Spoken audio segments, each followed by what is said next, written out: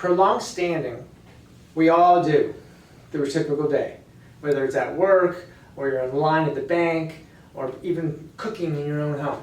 What happens is when people are standing for a certain length of time, they'll slowly start getting more and more uncomfortable to it. They'll start feeling it, and then you start seeing them doing like this, because they're uncomfortable, okay? Because your back is telling you, move, move, move. So we're going to teach you some tricks on what to do.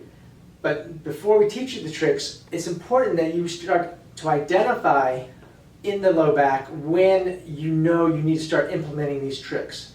You do not want to wait until you're like, oh, you're just really hurting your back, and then you finally do these things. It's a little too late. You want to start identifying where I can feel a little something, then you really need to be doing something to start breaking up that stress in your back. Because all that's happening is your body weight and gravity is slowly pressing down on your disc, and the disc is slowly seeping out water. As the disc compresses, it starts irritating the disc, it starts irritating your facet joints and irritating the nerve roots to where your body starts sending out pain signals. The body's doing that so that it's telling you to move. Okay? So, let's get to it. Standing in place. If you're somewhere that you can use a chair or a stool or something like that, putting one foot up for, it could be 10 seconds, it could be 30 seconds. What this does, because when we're standing just in place, the body weight kind of pushes and we're just kind of sinking into it. And it gets to us in the small of our back.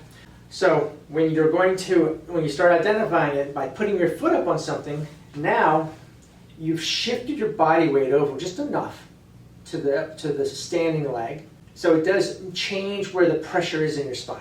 So I stay here it doesn't have to be long, and then I would just put my other foot up. So now I'm shifting the weight to the other side.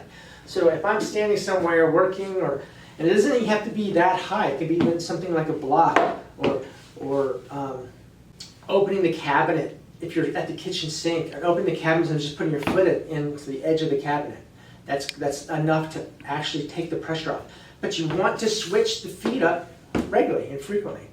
So I'll stand here. When I start getting a little uncomfortable, it's time to move, go to the other one. Back and forth.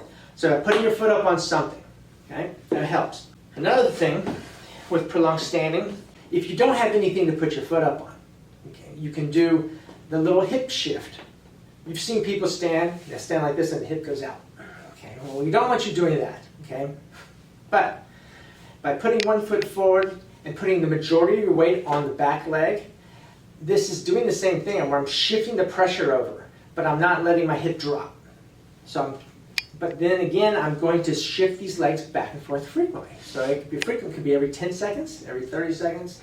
Shift, so you start getting a little uncomfortable, shift back and forth.